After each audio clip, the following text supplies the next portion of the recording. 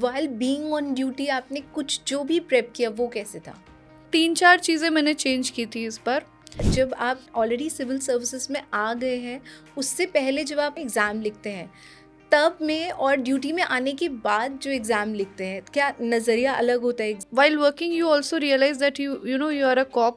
आपकी लिमिटेशंस है, आप हर तरीके से लोगों को हेल्प नहीं कर सकते। I am not expecting anything out, I will just give my 100%।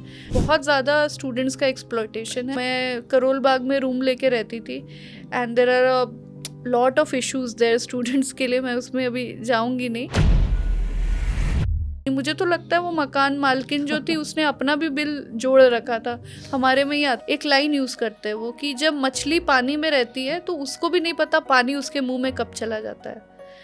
काफ़ी सारे क्राइम्स जो हैं दिल्ली में वो इंक्रोचमेंट से रिलेटेड है। वो जो अनरजिस्टर्ड लोग आ रहे हैं दिल्ली में बाहर से, उनसे रिलेटेड है। And if this is not tackled here it will have ripple effect. और ये किस लेवल तक जाएगा किसी को भी नहीं पता।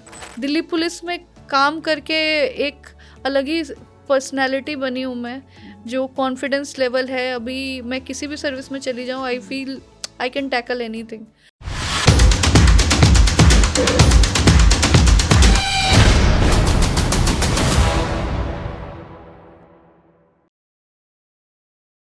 Hello everyone, welcome back to TDM Manthan. मेरा नाम है Vatsala and I am back with another very informative episode. हाल ही में हमने देखा है कि UPSC का रिज़ल्ट आया है और जिसमें आपने बहुत सारे टॉपर्स की स्टोरीज सुनी होंगी, बट आज मैं आपको एक ऐसे गेस्ट से मिलाऊंगी जिनकी स्टोरी इन सब में बिल्कुल अलग है। यस, ऐसा बोलते हैं कि UPSC की अग्नि परीक्षा एक ऐसी परीक्षा है कि उसमें बस एक बार निकल जाने के लिए लाखों लोग, लाखों UPSC एस्पिरेंट्स रात दिन एक करते हैं। पर यहाँ पे हमारे साथ एक ऐसे गेस्ट हैं जो एक बार पे नहीं रुके। एक बार UPSC क्लियर करने के बाद she became a DANIPS officer. She is serving as an assistant commissioner of police in Delhi police, but she did not stop there. She cracked the exam again. She sat for the exam again while being on duty. और इन्होंने all India rank 42 हासिल किया है। उसके बाद now she will become an IAS officer. Yes, so she has proved कि अगर आपको IAS बनना है, आपने एक बार सोच लिया है, if you dream it big you can actually get it. So here you meet Apurva Verma.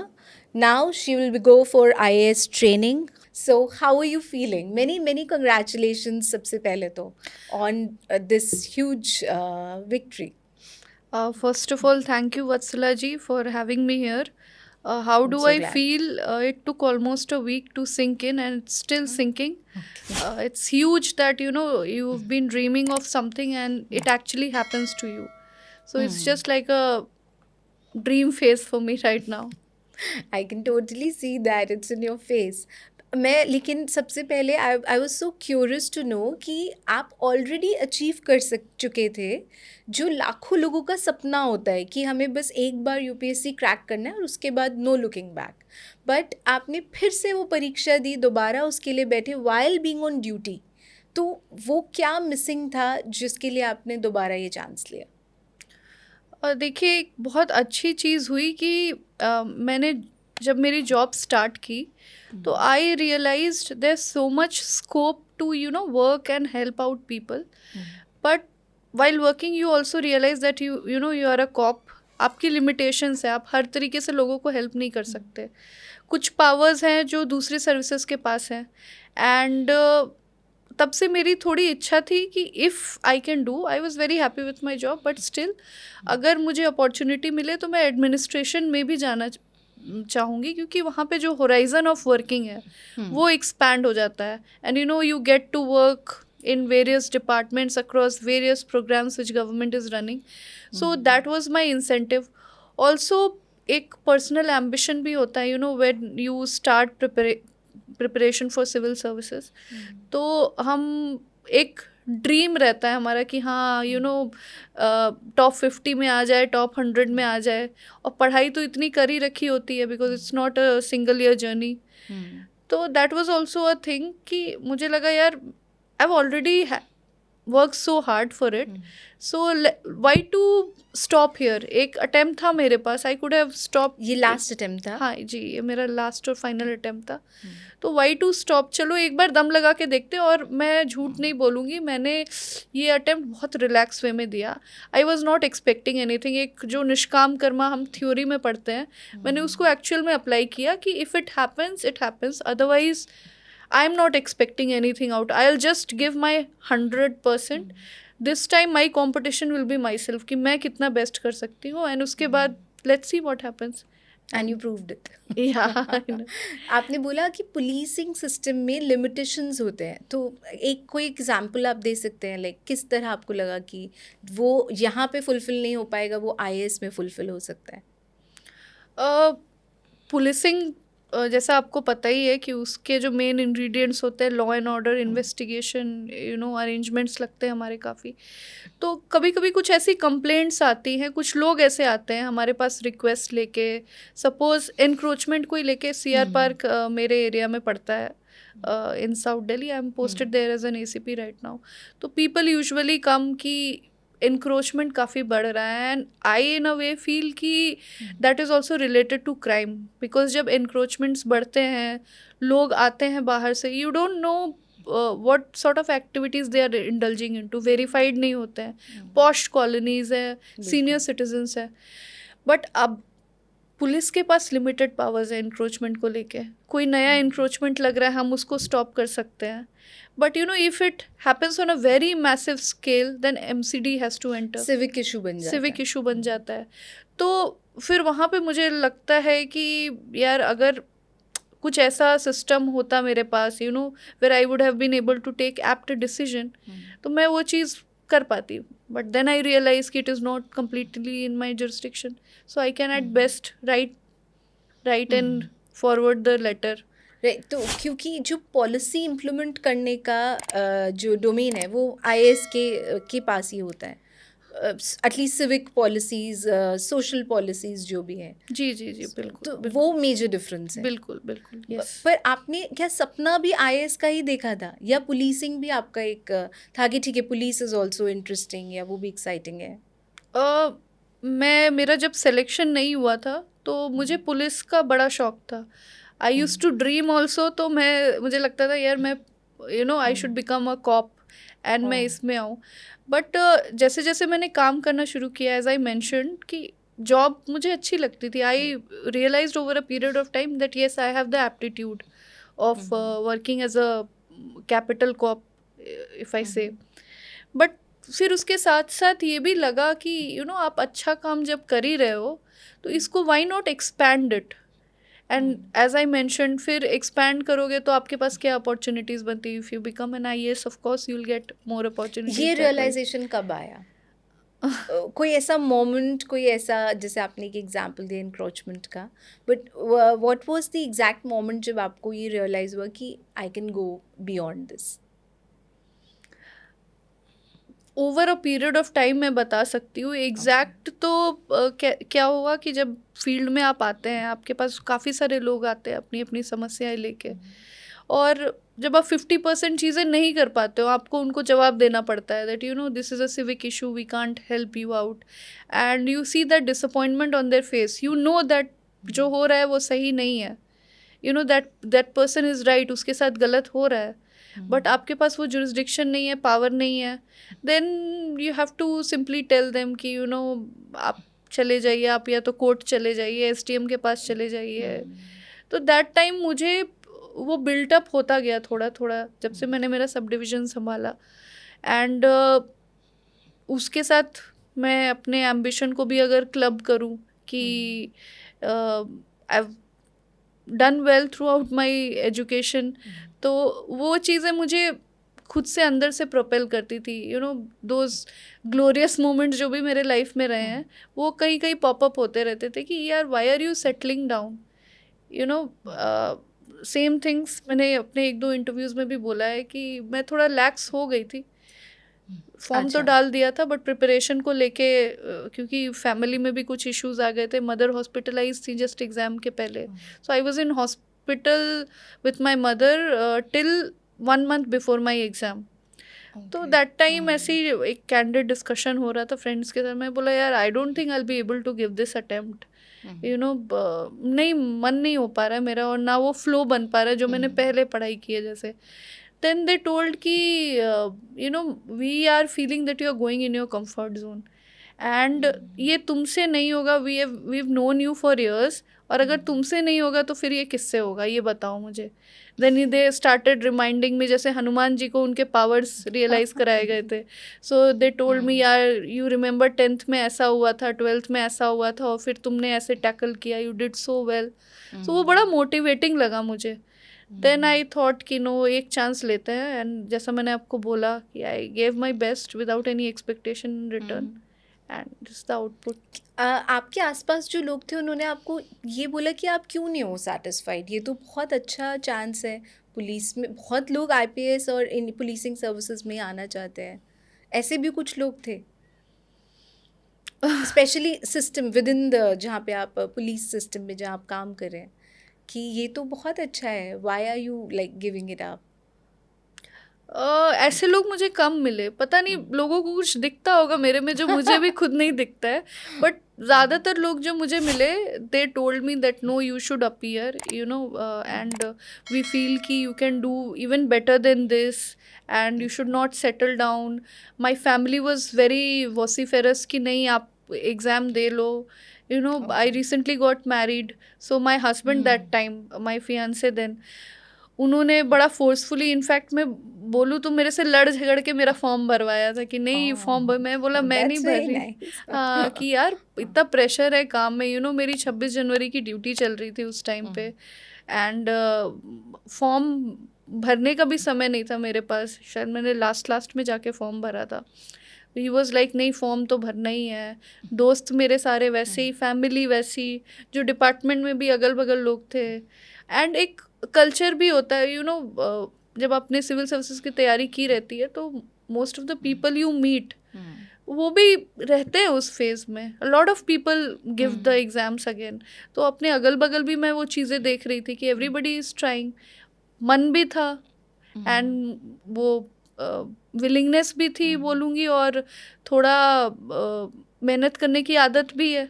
तो वो सारी चीज़ें फिर क्लब होके हुआ कि नहीं एग्ज़ाम तो देते हैं. तो आपके हस्बैंड भी सिविल सर्वेंट है? जी, he is also civil servant. और उनको लगता है कि पुलिसिंग से बेटर आप इसमें आईएएस में कर सकते हो?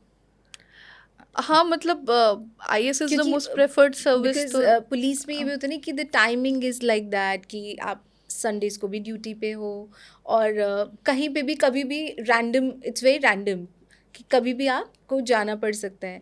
तो वो प्रेफर करते हैं कि स्पेशली फॉर वुमेन ऐसा लोग करते हैं. हालांकि ऐसी बहुत सारी फीमेल ऑफिसर्स हैं जैसे कि नहीं हमें पुलिस सर्विसेज ही ऑप्ट करना है. तो वो भी एक रीज़न था क्या आपके केस में? नहीं, वैसे उन्होंने कभी मुझे नेगेटिव टोन में नहीं बोला कि बिकॉज पुलिसिंग में टाइम नहीं मिल रहा है इसलिए तुम you should try better.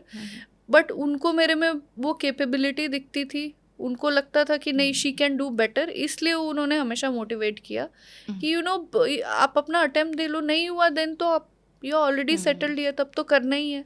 But what happens if something happens और आप एडमिनिस्ट्रेशन में चले ही जाओ. And like I got IAS, fortunately my rank was good. Even अगर मुझे IAS नहीं भी मिलता, बाकी भी कोई कुछ सर्विसेज मिलती, तो वो भी थी मेरी preference depending on the nature of the profile I want to work. So फिर आपने ये सोचा था कि पहली बार से ज़्यादा अच्छी रैंक आ जाएगी अभी, कि मतलब एकदम top 1 to 50 is like the top most ranks? ऐसा आपने सोचा था? मैंने जब एग्ज़ाम दिया था तो एग्ज़ाम मेरे अच्छे गए थे, इंटरव्यू भी मेरा अच्छा गया था, तो आई वाज एक्सपेक्टिंग मेरा सिलेक्शन हो जाएगा. एंड जो रैंक मेरे मन में चल रहा था, बिकॉज थोड़ा मैं तो सक्सेस भी कंजर्वेटिव होके ही सोचती हूँ कि यार ऐसा कुछ सोचो जो अचीवेबल है. तो मैंने आई विजुअलाइज्ड कि I should get something between 100 to 200 या 150 to 250 के बीच में, इतना तो आना चाहिए. What I was assessing. But my family was very confident. उनको लग रहा था कि नहीं, you will do even much better then this and we are believing कि you will get in to They top know you 100. better. हाँ, they know me better and they also saw my journey. Parents साथ में ही थे exam के time, ले जाना ले आना, you know, taking care of all the food and all. Interview में भी सब साथ गए थे. अभी वाले में. हाँ. Oh. So my father specially, जब मैं लास्ट टाइम इंटरव्यू में अपीयर हुई थी 2020, so when I came out I just showed him a thumbs up. So that time he said कि सी, तुमने थम्स अप दिखाई, you will get very good marks, and I got 193 in my interview. So this time also, before I went, he told me that अच्छा जाएगा तो show me a thumbs up when you come out. So I showed him a thumbs up when I came out. He was very confident that, you know, you will get very good marks. And फिर ultimately हुआ भी. This time also I got 197. And finally this result. So UPSC का जब आप already civil services में आ गए हैं, उससे पहले जब आप फर्स्ट टाइम जब यू नो एग्ज़ाम लिखते हैं, तब में और ड्यूटी में आने के बाद जो एग्ज़ाम लिखते हैं, क्या नज़रिया अलग होता है एग्ज़ाम लिखने का? बहुत अलग होता है, बहुत. Even I don't realise who I was 4 years back when I did not come into the service. ऐसे क्यों? मेरा अप्रोच बहुत अलग था उस टाइम पे. मैं एज अ लोन वॉरियर तैयारी कर रही थी. जो भी नॉलेज थी वो थियोरेटिकल नॉलेज थी. इंटरेक्शन कम था लोगों के साथ. और 4 years डाउन द लेन आई सबसे पहली चीज़ तो मैं एक ऐसी सर्विस में आई जहाँ पे पब्लिक डीलिंग बहुत ज़्यादा है.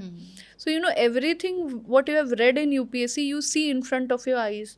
आप देखते हो कि हाँ, पुलिसिंग में क्या रिफॉर्म्स की ज़रूरत है. आप देखते हो कि लोगों में क्यों मिसट्रस्ट है. आप कम्युनिटी पुलिसिंग भी देखते हो.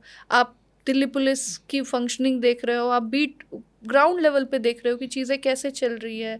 How to control a mob का नेचर क्या होता है, कैसे वायलेंस बढ़ जाता है, कौन लोग रिस्पॉन्सिबल होते हैं, you know, the new technologies emerging, उसका हम कैसे यूटिलाइजेशन कर रहे हैं. सो मुझे लगता है मेरा एक एवोल्यूशन हुआ है, my thinking process and my knowledge. जो पहले नॉलेज हम सिर्फ लिखने के लिए यूटिलाइज करते थे, अब हमने उस नॉलेज को एक्चुअल लाइफ में इम्प्लीमेंट करके प्रॉब्लम सॉल्विंग की हुई है. सो दैट वाइज मेरा होराइजन काफ़ी एक्सपैंड हो गया था. और मुझे लगता है कि वो एक रीज़न है कि शायद उस अटेम्प्ट में मैंने पढ़ाई बहुत ज़्यादा की होगी. If you compare the number of hours, वो काफ़ी ज़्यादा होंगे इस वाले अटेम्प्ट में.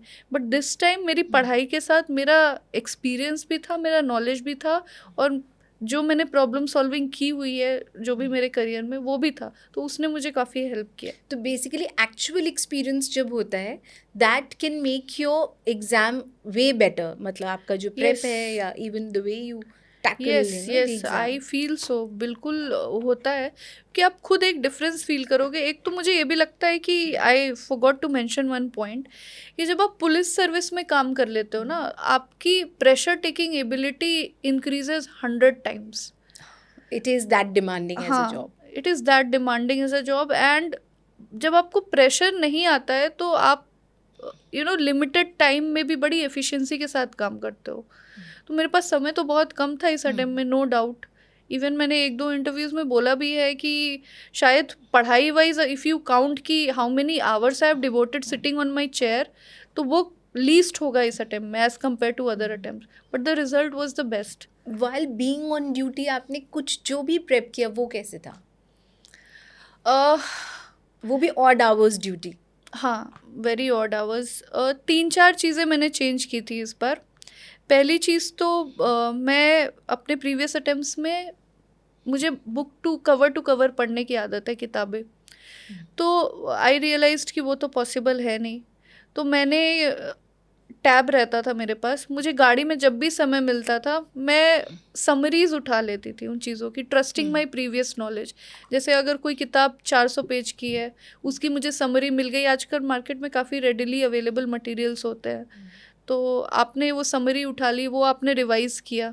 फिर दूसरी चीज़ें PYQs, क्योंकि मैंने पहले भी पढ़ा हुआ है प्रीवियस ईयर क्वेश्चंस जो होते हैं यूपीएससी का, दैट इज़ अ बेसिक. लोग बोलते भी है काफ़ी, बट आई रियलाइज इस बार मैंने PYQs में काफ़ी टाइम डिवोट किया था instead of reading and reading and reading, क्योंकि नहीं समय था मेरे पास उतना पढ़ने का। तो मैंने PYQs अपने सारे किए हुए थे। वहाँ से आइडेंटिफाई किया मैंने कि कौन कौन से एरियाज़ है जो मैं लिमिटेड टाइम में कवर करना मेरे लिए इनपुट आउटपुट रेशियो बढ़ाएगा। तो वो चीज़ की मैंने। तीसरी चीज़ मैंने जो ऑनलाइन रेडीमेड मॉड्यूल्स हैं वो ज्वाइन कर लिए थे। मैंने खुद एफर्ट नहीं किया कि हाँ मैं खुद किताब पढ़ के नोट्स बनाऊँ, ये करूँ। जो रेडीमेड वीडियोस आते हैं, बहुत सारे यूट्यूब पे ऑनलाइन फ्री वीडियोस भी है, जैसे कि जो लोग एग्ज़ाम दे रहे हैं उनको पता होगा, CSAT का एग्ज़ाम होता है, GS2 का paper, that is qualifying in nature. तो मेरी तैयारी तो कुछ थी नहीं, मैं पुलिसिंग में थी, 1 महीना बचा था एग्ज़ाम का। अब करूँ तो क्या करूँ, और CSAT is the level is increasing day by day, and if you don't qualify, of course आप GS में कितने भी मार्क्स ले आओ, doesn't matter, you will not qualify. So मैंने यूट्यूब से सर्च किया, जो मुझे बेस्ट वीडियो लगा CSAT का वो मैंने पढ़ा साथ में। और जब आप वीडियोस के थ्रू पढ़ते हो ना, तो एक चीज़ मेरे साथ क्या होती थी, when you finish one video, तो वो आपको एक सेंस ऑफ अचीवमेंट देता है और बूस्ट करता है कि यार इतना तो टारगेट आपने कंप्लीट कर लिया। वो चीज़ नॉर्मल बुक रीडिंग में नहीं आती है। बुक रीडिंग में क्या, इधर यू फिनिश द बुक, तब तो आपको लगे कि हाँ यार देखो मैंने ये पूरी किताब पढ़ ली। बट वीडियोस में आपने 2-3 घंटे का एक वीडियो कर लिया, उसमें आजकल तो ऑप्शन भी है, you can increase the speed, decrease the speed, and that's good quality, मतलब वो it's helpful, so that's a very good tip UPSC aspirants can pick from you. Yes, तो ये 2-3 चीज़ें अप्लाई करने के बाद it worked for me, and I think working लोगों को कुछ ऐसी स्ट्रेटेजी यूनिक निकालनी भी पड़ेगी, otherwise you have to work also, and you know you can't compromise with that also, कि आपको ड्यूटी में भी 100% देना है। बिल्कुल। अभी and your seniors were like they were aware कि आप एग्जाम के लिए प्रिपेयर कर रहे हैं। हाँ, बिकॉज अब सिविल सर्विसेज में तो पॉलिसी है ना, you have to give an intimation letter before you apply for any exam. So बताना ही पड़ता है, बिना उनके परमिशन के आप एग्जाम में अपीयर भी नहीं हो सकते। तो and they were motivating enough? yes, luckily all my seniors, they were very motivating. In fact, before the results came, everybody was very excited also. तो मेरे पे प्रेशर भी था कि just in case positive result नहीं आया तो what will happen. Everybody was so enthusiastic, कब result आ रहा है, क्या है, कौन से डेट को, अच्छा okay very good, we are waiting for it, party लेनी है, एवरीथिंग। तो जैसे आपने एक बार यूनिफॉर्म पहन लिया और उसके बाद अब फिर से स्टूडेंट बन के जाना एग्ज़ाम देने, इसके बीच में कोई ईगो आता है कि मैं क्यों फिर से ऐसे कर रही हूँ ना, एक ईगो टसल? नहीं, इनफैक्ट मेरे साथ तो उसका अपोजिट हुआ। यूनिफॉर्म पहनने के बाद फिर जब आप स्टूडेंट लाइफ में घुसते हो, आप कितना इतना रिलैक्स फील करते हो, oh wow I am a normal citizen now, you know I can study like a child. तो दैट थिंग वाज, हाँ इनफैक्ट आपने बहुत अच्छा क्वेश्चन पूछा है, इस चीज़ ने भी मुझे बड़ा हेल्प किया। See compare 2 things, my professional role where it is very stressful, random, spontaneous, and you are already in a problem solving mode, and then I get some time to devote to my studies also, where you are a very normal person, you just have to study, you have to relax, and you are pursuing your ambition. तो उस चीज़ ने बड़ा relax mode का काम किया और मुझे बड़ा बूस्ट भी किया कि यार I am getting this time, let's study. मज़ा आता था पढ़ने में एक तरीके से। वाइल इधर आप अपने ड्यूटी पे भी जा रहे हो और इधर आप अपना पढ़ाई पे फोकस कर रहे हो, when you getting the time. Yes, the good thing was that कि मुझे पता था ये मेरा लास्ट अटेम्प्ट है। साइकिल आपको पता रहता है कि एग्ज़ाम कब आएगा, रिजल्ट कब आएगा। तो मैं खुद को ये भी समझाती थी यार, treat this as the best year of your life, because if I mention you, पिछले साल से अगर मैं शुरू करूँ तो काफ़ी सारे इवेंट्स हुए ना मेरे लाइफ में। मैंने मेरा क्वार्टर शिफ्ट किया, you know shifting in Delhi from zero level, that was a challenge all together. तो एक क्वार्टर शिफ्टिंग वाला, फिर मेंस प्री का एग्ज़ाम हुआ।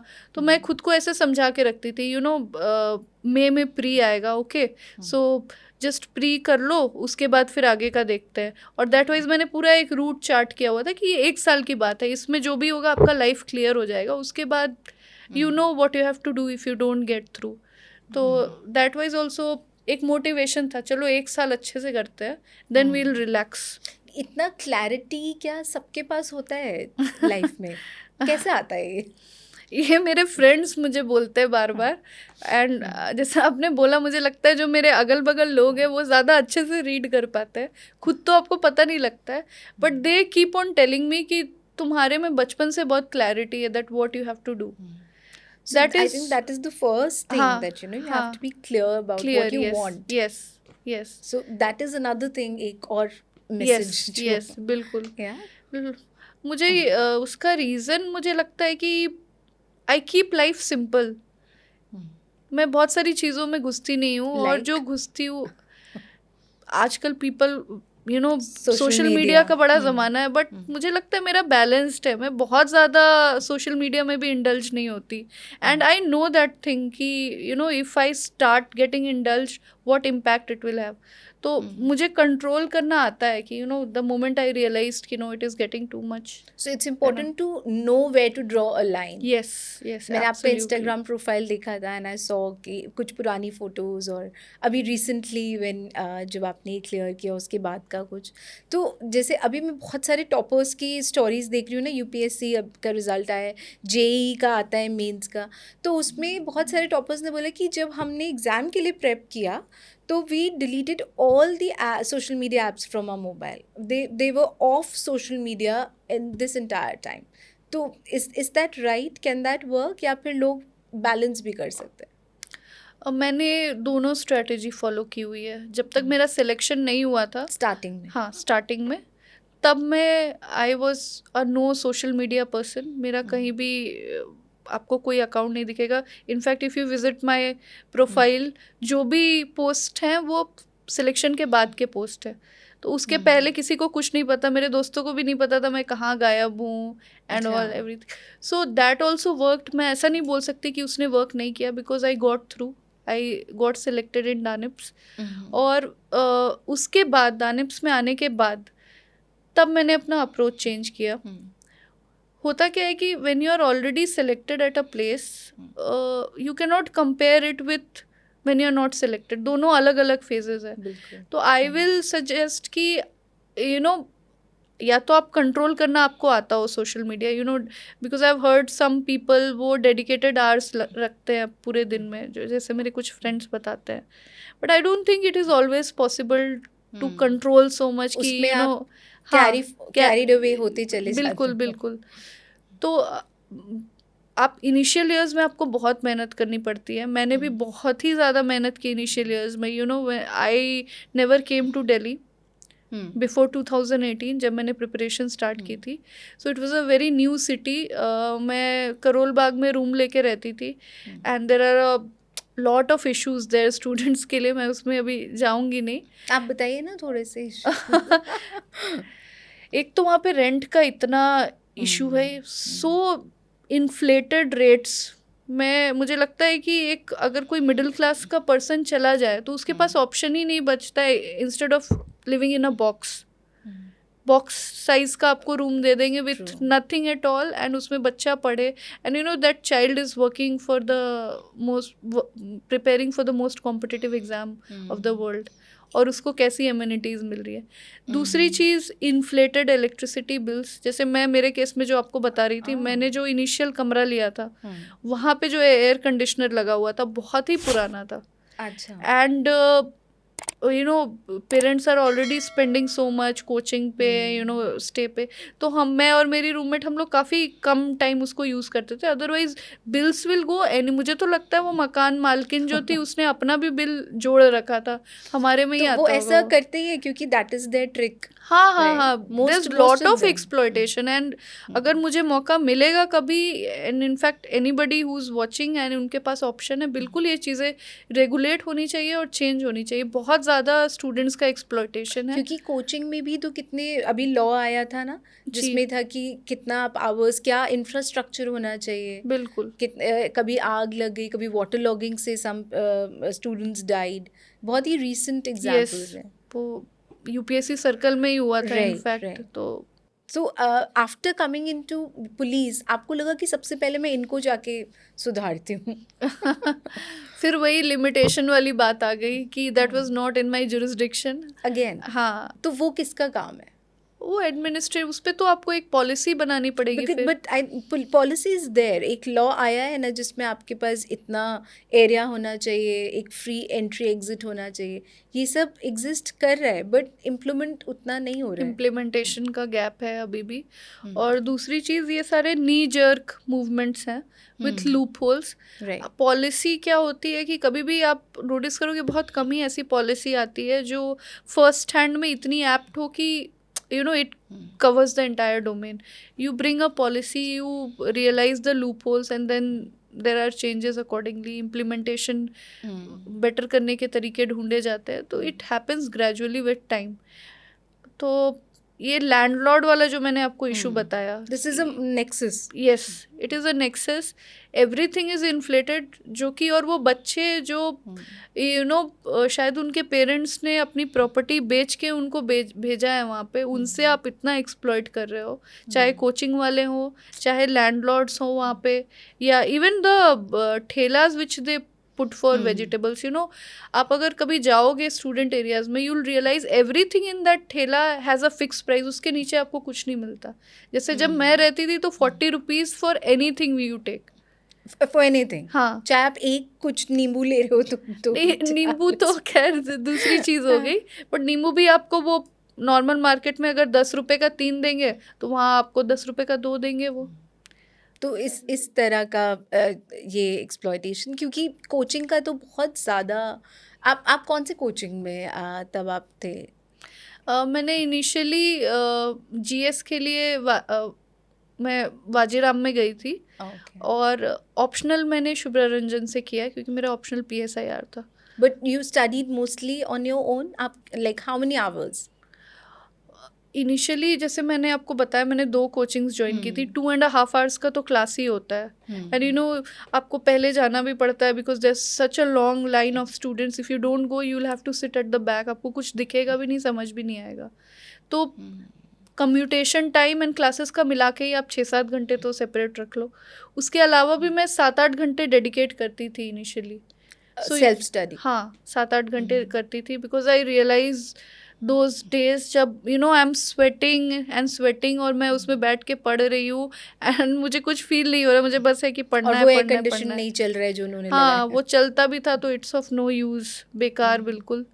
तो वो सारा भी एक टाइम था, एंड ऑल्सो बिकॉज मैंने 0 लेवल से स्टार्ट किया था, कोई ऐसा गाइड करने वाला भी नहीं था। तो मैं ये भी बोलूँगी, मुझे इतना समय इसलिए भी लग गया कि कुछ चीज़ें मुझे लेट समझ आई, स्ट्रैटेजीज़। जैसे मैंने आपको रेडीमेड मॉड्यूल्स का बताया, आजकल बहुत रेडिली अवेलेबल है, तो वो चीज़ें मुझे फर्स्ट अटेम्प्ट में और सेकेंड अटेम्प्ट में बताने वाला कोई नहीं था। मैं अकेले रहती थी, अकेले पढ़ती थी। After taking my coaching I moved back to my home town in Bokaro. Corona का भी टाइम आ गया था उस टाइम, तो मुझे जो भी समझ में आया उस हिसाब से मैंने प्रिपेयर किया। Luckily I got through, I came to DANIPS. यहाँ आने के बाद फिर मैं लोगों से भी मिली, मेरा अप्रोच भी चेंज हुआ। कई बार तो एग्ज़ाम क्वालिफाई नहीं हो पाया, प्रीलिम्स नहीं हो पाया। इस बार हुआ था तो मौका मिलते गया, फिर आगे बढ़ते गए और फाइनली ये रिजल्ट आया। वो मेहनत it paid of. Yes yes, definitely. तो एक जैसे आपने अभी बताया ना कि इतने सारे इश्यूज हैं जो लॉ एंड ऑर्डर से भी हैं, सिविक भी हैं, जैसे लैंडलॉर्ड वाला ये किशोर कोचिंग सेंटर्स, कोई भी रूल, कोई गाइडलाइन फॉलो नहीं करते हैं वो लोग, एक नॉट अ सिंगल गाइडलाइन। तो जब आप ये देखते हैं तब गुस्सा आता है बहुत। जब आप फाइनली सर्विसेज में आ जाते हैं, when you there this sudden power जो मिलती है एक सिविल सर्वेंट को, स्पेशली इन द पुलिस। तो जो आपके तब के आइडियल्स, वो आदर्श होते हैं, और जो ग्राउंड रियलिटी होता है when you are in the system, वो कितना डिफरेंट है और उसको इम्प्लीमेंट करना कितना डिफ़िकल्ट है। मुझे लगता है ये पर्सन टू पर्सन डिफ़र करता है। काफ़ी सारे लोग हैं जो अपने आइडियल्स हैं उसको थ्रू आउट कैरी करके चलते हैं। जब मैं भी पुलिस में आई तो there is difference between theory and practical. कुछ चीज़ें था, बट आपको अपना कोर इंटैक्ट रखना पड़ेगा इफ़ यू वांट टू आप खुद से नज़रें मिला पाओ। बिकॉज क्या होता है कि समटाइम्स हम भावनाओं के साथ बहते चले जाते हैं, so you might have other types of gains but then you lose the self esteem which you had. तो वो चीज़ बड़ा इंपॉर्टेंट होती है। और जैसा आपने क्वेश्चन पूछा कि कुछ प्रॉब्लम्स आपने पहले फेस किए रहते हैं, उसको इम्प्लीमेंट करना कितना ईजी या डिफ़िकल्ट होता है, मुझे लगता है समय लग सकता है, बट अगर आपका इंटेंशन है, क्लैरिटी है, तो आप ऑफ कोर्स अथॉरिटी हो उसको चेंज करने के लिए, तो आप फिर कर ले जाओगे उस चीज़ को। आपने बोला ना कि दूसरे तरह के गेम्स में फिर लोग थोड़ा ज़्यादा ही चले जाते हैं। आपने बहुत सारे केसेस देखे होंगे जहाँ सिविल सर्वेंट्स करप्शन के केसेस में बार बार फीचर होते हैं। तो how do you become so corruptable? आपने यूपीएससी में इतने आदर्श से इतना एग्ज़ाम दिया और एकदम से सर्विसेज में आने के बाद वो सारा कहाँ चला जाता है? Why does it happen to people? See, not everybody can be measured with the same scale, but जैसा आपने बोला कुछ इंस्टेंसेस हुए हैं ऐसे। इसके लिए ये एक फैक्ट है, ये रियलिटी है, पहले तो हमको ये एक्सेप्ट करना पड़ेगा कि ऐसा हो रहा है। Forget about now contemporary times का। आपने अगर चाणक्य सिद्धांत पढ़ा होगा तो उसमें भी पॉलिटिकल साइंस वहाँ पे वो मेंशन करते हैं कि there is a need to control bureaucrats, because एक लाइन यूज़ करते हैं वो कि जब मछली पानी में रहती है तो उसको भी नहीं पता पानी उसके मुंह में कब चला जाता है। So bureaucracy is still the most powerful iron frame, जो स्टील फ्रेम की बात हम करते हैं, because you have to work so much, you have to implement so much, you have to handle so much of resources. हर चीज़ आप पे डिपेंडेंट होता है। और जब आप एक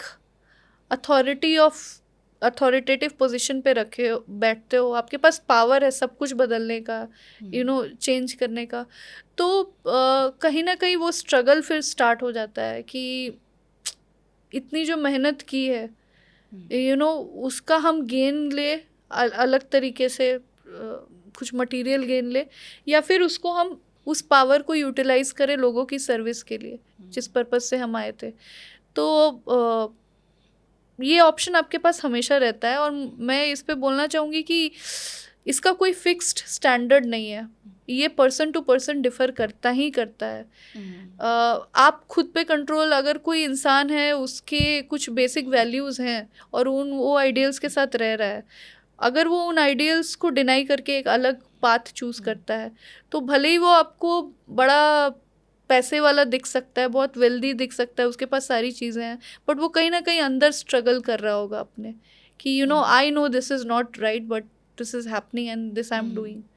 बिकॉज हम देखते हैं कि हमारे देश में स्पेशली यूपीएससी को क्रैक करने का जो ऑब्सेशन है, people spend years their lives, तभी भी कई लोग का नहीं होता है। मतलब पूरा आई थिंक 21 से 29 तक का जो एज है जहाँ तक आप एलिजिबल होते हैं, so that obsession to crack the exam is unbelievable. But the moment you join the service, वो गवर्नेंस के लिए वो सीरियसनेस, वो ऑब्सेशन नहीं दिखता है। आपका जो ऑब्सेशन है वो सिर्फ यूपीएससी क्रैक करने तक है। उसके बाद you go into a different state of power और अथॉरिटी एंड उसके बाद जो जिसके लिए आप उस सर्विस में आए थे, वो seriousness of governance, of improving the system, वो गायब हो जाता है। आप ऐसा हैव यू सीन दैट? आपने अभी 4 years you've been there. नहीं, मुझे ऐसा नहीं लगता, टू बी वेरी ऑनेस्ट। मेहनत तो करते ही हैं, चाहे ब्यूरोक्रेट्स हो, हमने भी काम किया हुआ है, अपने बॉसेस को भी देखा हुआ है, दिन रात लगे हुए, लिविंग देयर फैमिली। जैसे मैं पुलिस फोर्स की बात, क्योंकि मैंने अभी सर्विस दी है, तो मैं अभी एसीपी पोस्ट पे हूँ। मैंने मेरे एडिशनल डीसीपीज़, जॉइंट सीपीज़ सबको ऑन ग्राउंड देखा हुआ है। चाहे वो मुहर्रम का समय हो, जब लोग तजिया लेके बहुत बड़े प्रोसेशंस लेके आते हैं, तो उनको मैंने रोड पे खड़े होकर ट्रैफिक क्लियर कराते हुए देखा हुआ है। जब ज़रूरत पड़ती है, दे आर ऑलवेज देयर। किसी भी फेस्टिवल पे हमारा तो पुलिस में ऐसा है कि हम एक दूसरे के साथ ही, चाहे होली हो दिवाली हो, बिताते हैं। And we are always open to people कि हाँ, आप हमारे पास आए अपने समस्याएं लेके। तो बिना उनके तो काम चलता नहीं, अदरवाइज आप सोचो दिल्ली में एक मोमेंट के लिए आप बस ऐसा विजुअलाइज करके देखो कि आपने सारे ब्यूरोक्रेट्स हटा दिए, it will be chaos all over. Of course, but हाँ. even then there's so much of chaos. Yes. उसके बावजूद भी इतना chaos होता है. हर सिस्टम में एक अलग सिस्टम जुड़ा हुआ है. जी. ट्रैफिक में अलग कुछ चल रहा है, कुछ अलग सेटिंग चल रही है, कहीं पे कुछ चल रहा है. सो those kind of things जो आप रोज इन अ डेली लाइफ देखते हैं. जी. So that is what I meant. Okay. तो Okay. आपका पुलिसिंग में what was the hardest moment or case where you were like कि ये कितना मुश्किल है, how to that learning जो उससे आपको मिली हो. मेरे अंडर 3 थाने आते हैं, ग्रेटर कैलाश, चित्तरंजन पार्क और अंबेडकर नगर. अंबेडकर नगर एक बहुत ही क्राइम प्रोन थाना है और हैवी भी है, काफ़ी कम एरिया में काफ़ी ज़्यादा पॉपुलेशन डेंसिटी है. तो वहाँ पे नारकोटिक्स का इशू है, पूरी दुनिया को पता है, दिल्ली को भी दिल्ली में it's very popular as a hot spot. हम उस पर काम करते हैं, but people there they are involve in this since generations. जैसे एक पर्टिकुलर मदनगीर का एरिया है, वहाँ पे मद्रासी कॉलोनी है. तो मुझे उनको कन्विंस करने में, मैं बहुत बारी उनको बिठा के, लेडीज़ भी हैं उसमें, काफ़ी सारे बच्चे इन्वॉल्व हैं, मैं उनको बुलाती हूँ, बिठा के समझाती हूँ, but when I don't see any change in them, वो मुझे बॉदर करता है that what is it inside them that they are not able to understand. ये जेल जाने के लिए रेडी हैं, ये अपने बच्चों की पढ़ाई छुड़वा के रेडी हैं कि वो जेल में जाए. And in fact now with the new BNS provisions और भी ज़्यादा स्ट्रिंजेंट हो गए हैं. Now there can also be forfeiture of property. तो आप जिस घर में रह रहे हो वो भी फॉरफीट हो सकता है. Despite knowing all of this they keep on indulging. तो वो चीज़ मुझे बॉदर करती है कि इसको कैसे टैकल किया जाए. सेकेंडली, जब ये तो हो गई अंबेडकर नगर की बात, अगर मैं थोड़े पॉश थानों में आऊँ, जैसे GK और CR पार्क है, तो वहाँ पे everybody from the top notch till a middle class person is living. So they are काफ़ी अवेयर लोग रहते हैं वहाँ पे. तो उनके कभी कभी ऐसे क्वेश्चंस, डिमांड और इवन मैं बोलूँगी रिक्वायरमेंट्स आ जाती हैं जो मुझे बड़ी इलेजिटिमेट लगती हैं और मुझे समझ नहीं आता इसको कैसे टैकल करेंगे. फॉर एग्जांपल, मैं आपको एक एग्जांपल दूंगी. मेरे पास कुछ दिन पहले एक रिक्वेस्ट आई कि we want to close certain gate of CR park. एक कोई पर्टिकुलर गेट था, उसको हम बंद करना चाहते हैं. रीज़न बीइंग कि यहाँ से चोरियाँ बहुत हो रही हैं. तो उस टाइम मुझे लगा, because I was also new to this sub division, तो मुझे पता, मैं बोला ओके विल सी. फिर मेरे पास दूसरे पार्टी के रिप्रेजेंटेटिव्स आए एंड दे टोल्ड मी कि ma'am if this gate is closed, all these maids, drivers जो बाई फुट ट्रैवल करते हैं, उनको पूरा घूम के जाना पड़ेगा. And also this is an encroachment of public land. How can you, just because you are an RWA, you can not close a gate. That is not in your prerogative. वो तो पब्लिक लैंड है, उस पर कोई civil authority decision ले सकती है. तो मुझे उनकी बात सुन के समझ आया, यार दिस इज़ बिल्कुल करेक्ट, ये तो बात बिल्कुल सही है इनकी. फिर दूसरी पार्टी की तरफ से इशू आने लगा कि नहीं, फिर हम गेट नहीं बंद करेंगे तो हम RFID इशू करेंगे, will not allow without cards and all. But that is also not practical. आप पब्लिक लैंड पे, पब्लिक रोड पे, just imagine yourself travelling on a public road और कोई आपको बोले कि show me your admit card and RFID and you are travelling for the first time through that road.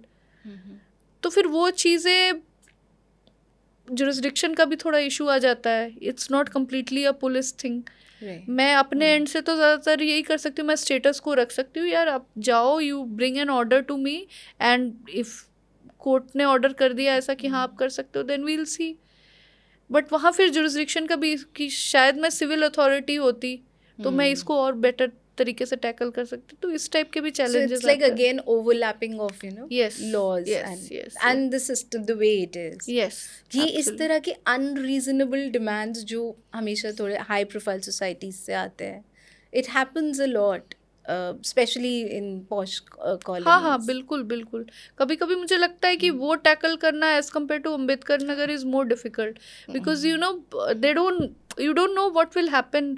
वो आपके word से क्या मीनिंग निकाल के उसको किस प्रपोर्शन में ब्लो कर देंगे, यू डोंट नो. उनका इन्फ्लुएंस ही अलग है. हाँ, बिल्कुल बिल्कुल. So it's harder. यस.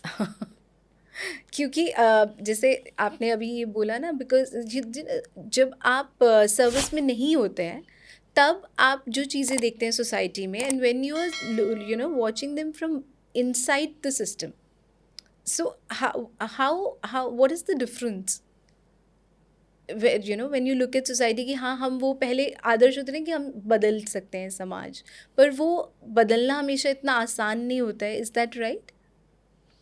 हाँ, आसान तो नहीं होता है ऑफ कोर्स. पहले हमें लगता है ना कि अच्छा ये तो आपके पास पावर है तो आप ऐसा कर सकते हो. हाँ, बट हाँ, जब आप सर्विस में आ जाते हो आपको पता लगता है कि इसमें बहुत सारे स्टेक होल्डर्स इन्वॉल्व हैं और आप you are not the independent authority in it. आपको उधर से भी कॉन्करेंस चाहिए होता है. बहुत बारी वो कॉन्करेंस नहीं आ पाता है. Then you are trapped. You know what is the right thing to do but you are not able to do. So yes, it happens sometimes. So ये जो हेल्पलेसनेस है ना, एंड नाउ अब आप you will be joining the IAS finally. So एक अनकहा power hierarchy है police में, IPS और IAS सर्विसेज में. Do you agree to that? yes, like police service और एडमिनिस्ट्रेटिव सर्विस का जो वर्क प्रोफाइल है वो डिवाइडेड है. बट इन स्टेट जैसे दिल्ली पुलिस में कुछ एग्जीक्यूटिव मजिस्ट्रियल पावर्स है because it is a commissionerate system. वो यहाँ पे पुलिस के पास है. When you go to the state that lies with the administrative setup. तो हाँ, वहाँ पे the ultimate boss becomes the IAS. Yes. So in that way आप बोल सकते हो वहाँ पे अलग हायरार्की फॉलो होती है और यहाँ पे थोड़ा अलग सिस्टम है. So who is more powerful, the police और the IAS? You are like क्योंकि फ्यूचर में तो आप स्टेट में पोस्ट होंगे ही. आपको कौन सा काडर मिला है, इज दैट डिसाइडेड अभी? no, it's not officially but out, but I'm expecting I'll get Jharkhand. Okay. I belong from there. तो और बेटर कौन सी सर्विस होती है आई थिंक वो Like, तो who's more personal choice. powerful? Powerful in a way you can say that IAS is more powerful. Yes, based on all the facts and empirical evidence कि yes IAS होते हैं ज़्यादा powerful होते हैं. और वो टसल भी चलता है बीच में पुलिस ऑफिसर्स में और IAS officers, specially in states, कि वो अपनी अथॉरिटी को अलग रखते हैं ना, because they are reporting to their higher seniors हाँ, इन द पुलिस. स्टेट्स में कम्प्लीटली सेपरेट तो नहीं हो पाता है बिकॉज यू नो अगर मैं बात करूँ कि कोई ज़िला है और वहाँ पे SP हैं और DM हैं तो उन दोनों को मिलके ही काम करना है. जो डिस्ट्रिक्ट मजिस्ट्रेट है वो फाइनल अथॉरिटी बन जाती है लॉ एंड ऑर्डर को भी लेके. फिर काफ़ी सारे पावर्स जो हैं स्टेट में वो DM के पास होते हैं. तो जो कंसर्न्ड SP होंगे उनको एक तरीके से आप बोल सकते हो कि हाँ, उनके कॉन्करेंस के साथ DM के कॉन्करेंस के साथ ही काम करना होता है और जो भी DM के फाइनल ऑर्डर्स होंगे वो उनको फॉलो करना पड़ेगा फिर उस टाइम. सो अभी आप दिल्ली पुलिस से थोड़े टाइम में आप you will switch to the IAS. So what is the one reform जो आपको लगता है जो दिल्ली पुलिसिंग में होना चाहिए? दिल्ली का जो मेजर एक प्रॉब्लम है जो पुलिस ठीक कर सकती है अगर उनको पावर मिले तो. मुझे लगता है दिल्ली में इंक्रोचमेंट एक बहुत ही बड़ा इशू है और पुलिस कर भी लेगी but again the jurisdiction issue lies. तो अगर रिफॉर्म्स की तरफ हम बढ़ रहे हैं, कोई ऐसा सेटअप हो जहाँ पे यू नो पुलिस और सिविल अथॉरिटी मिलके इस चीज़ पे बड़े एप्टली काम कर सके. क्योंकि मुझे तो बड़ा स्ट्रांगली लगता है कि काफ़ी सारे क्राइम्स जो हैं दिल्ली में वो इंक्रोचमेंट से रिलेटेड है. वो जो अनरजिस्टर्ड लोग आ रहे हैं दिल्ली में बाहर से, उनसे रिलेटेड है. And if this is not tackled here it will have ripple effect. और ये किस लेवल तक जाएगा किसी को भी नहीं पता.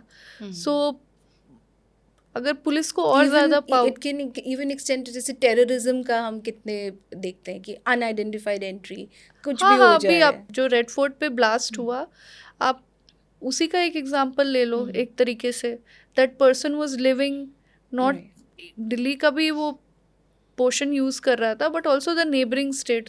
सो दैट वाइज हाँ, this can also be a very good reform कि अगर हमारी जो दिल्ली पुलिस है और जो नेबरिंग स्टेट्स की पुलिस है, चाहे वो हरियाणा हो, यूपी हो, राजस्थान हो, एमपी भी फॉर दैट मैटर बहुत दूर नहीं है, तो यहाँ पे मिलके एक हम सिंक्रोनाइजेशन इस्टेब्लिश कर सके. काफ़ी सारे दिल्ली पुलिस में जो हमें क्राइम टैकल करने होते हैं, वो क्रिमिनल्स भाग भाग के इन्हीं स्टेट्स में जाते हैं और उनके क्रिमिनल्स हमारे यहाँ आते हैं. तो दैट वाइज और ज़्यादा सिंक्रोनाइजेशन अगर हो पाए, एक इंटरऑपरेबिलिटी बढ़ पाए, तो काफ़ी अभी उतना अच्छा नहीं रहेगा. होता है और हो भी रहा है. काफ़ी सारे प्लेटफॉर्म्स भी हैं कोऑपरेशन के लिए. अब जैसे 2-3 चीज़ें ICJS हैं हमारे पास, जो कि ऑल ओवर इंडिया अभी तो चल रही हैं. और फिर आपके पास नेटग्रिड एक फीचर आया है, जहाँ पे सपोज़ करो मैं बड़े ल्यूसिड लैंग्वेज में आपको एक्सप्लेन करूँ, तो आपके पास कोई क्रिमिनल है, आपके पास कुछ डिटेल्स है उस क्रिमिनल का, फ़ोटो या फ़ोन नंबर या पार्शियल आधार कार्ड का नंबर है आपके पास, आप नेटग्रिड पे एंटर करोगे तो टेक्नोलॉजी, यूजिंग टेक्नोलॉजी आपको, अगर इंडिया में वो कहीं और उसका कोई ऐसा डेटाबेस बना हुआ है, यू विल गेट इट. तो धीरे धीरे रिफॉर्म्स आ ही रहे. बट जैसा आपने पूछा कि मेरे माइंड में क्या आता है, तो मुझे लगता है कि अगर हम सोचना शुरू करें इसको और ज़्यादा किस तरीके से सिंक्रोनाइज कर पाए, तो और 2-3 चीज़ें निकल के आएंगी जो कि फिर हमको फ्यूचर में ज़्यादा हेल्प करेंगी. एज अ वुमन ऑफिसर आपको लगा, स्पेशली इन द पुलिस, क्योंकि वहाँ पे एक डिफरेंट वे ऑफ फंक्शनिंग होता है, एंड फीमेल परसेंटेज अभी भी कम है उसमें. So as a woman officer जब आप ऑर्डर्स देते हैं in a room full of men, what do you think कि उनका रिएक्शन अलग होता if you were a male officer? नहीं, मुझे ऐसा कभी फील नहीं हुआ, to be very honest. From day one, in fact मुझे जो आप बता रहे हो ना, ये क्वेश्चन मुझे खुद से रेज होता था कि यार will they listen to me. अगर मैं, जैसे हम जब ट्रेनिंग करके वापस डिस्ट्रिक्ट में जाते हैं एंड एक्चुअली प्रैक्टिकल एक्सपोजर, तो मैं थोड़ा स्केप्टिकल रहती थी. But the response which I got from the force, I realise very soon that this is a very professional force. और एज सच मुझे कभी नहीं फील हुआ कि क्योंकि मैं फ़ीमेल हूँ इसलिए मुझे सीरियसली नहीं लिया जा रहा है, या फिर वो मुझे मार्क कर रहे हैं कि okay she is a female officer, तो हमको ये नहीं करना है, वो नहीं करना है. That wise Delhi police is very professional, and आप अगर काम अच्छा करते हो तो it is recognised also, and you are sought after also for every work. Yes. That may differ when you go to the states, वहाँ पे डिफरेंट होता है. बाकी जगह तो मैंने काम किया नहीं है, इसलिए मैं बता नहीं सकती. So we will move to to wrap up our conversation. Yes. So एक one life advice जो आप UPSC aspirants को and people who dream of becoming IAS officers and IPS officers उनको देना चाहेंगे? मेरी एडवाइस यही रहेगी आपको कि हर इंसान की जर्नी यूनिक रहती है. जैसे मेरी एक यूनिक जर्नी रही है, आपकी भी एक यूनिक जर्नी होगी. आप एक मेट्रोपॉलिटन सिटी से बिलोंग कर सकते हैं, आप एक रूरल विलेज से बिलोंग कर सकते हैं. आपके पास पढ़ने के लिए टैब हो सकता है, आपके पास हो सकता है बिजली भी ना हो प्रॉपर. आप एक मेल हो सकते हैं, आप फीमेल हो सकते हैं, किसी पर्टिकुलर कास्ट, कम्युनिटी, क्रीड, कहीं से भी हो सकते हैं आप. मेरे हिसाब से आपको सबसे पहला काम जो करना चाहिए वो अपनी स्ट्रेंथ और वीकनेसेस आइडेंटिफाई करनी चाहिए. मैं ये क्यों बोल रही हूँ, शायद मैंने जो स्ट्रेटजी फॉलो की वो कोई और अगर एज इट इज़ इमिटेट करे तो देयर इज़ नो गारंटी कि वो सक्सेसफुल हो ही जाएगा या हो ही जाएगी. या फिर ये भी वाइस वर्सा मैं बोलना चाहूँगी कि अगर मैं किसी टॉपर की strategy as it is imitate करती तो मुझे ये सक्सेस मिलती या नहीं मिलती ये मुझे नहीं पता था. तो फर्स्ट एडवाइस इज़ दैट आप अपनी जर्नी पहचानिए, अपनी स्ट्रेंथ एंड वीकनेसेस जो हैं उसको खुद आइडेंटिफाई करिए. दूसरी चीज़, ये एग्ज़ाम स्पेसिफिकली मैं UPSC की बात करूँ, ये 3 चीज़ें आपसे मांगती है.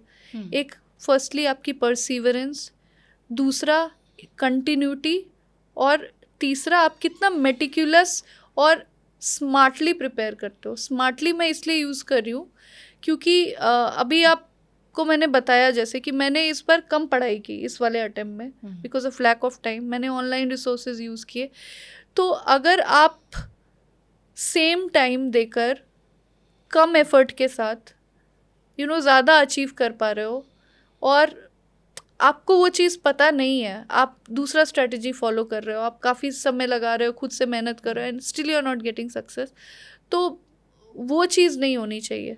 आप रेडीमेड मटेरियल्स यूज़ करिए. आप जहाँ पे मेंटर्स की हेल्प चाहिए, there is lot of mentorship available in digitalisation of education की वजह से वो बहुत बड़ा मेरिट भी आया है.